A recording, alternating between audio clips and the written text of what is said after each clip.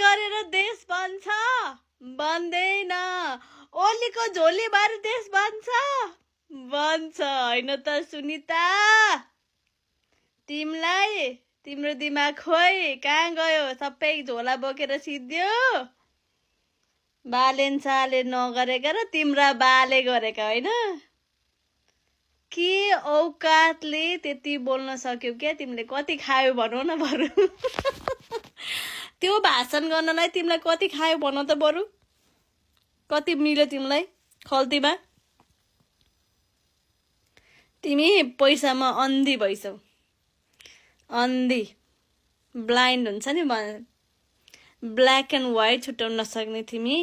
तिम्रो पदमा भएर के भयो तिमीले पढेर के भयो एउटा ब्ल्याक एन्ड व्हाइट छुट्याउन नसक्ने तिमी पैसामा बिक्ने छ त्यत्रो भाषण गरेर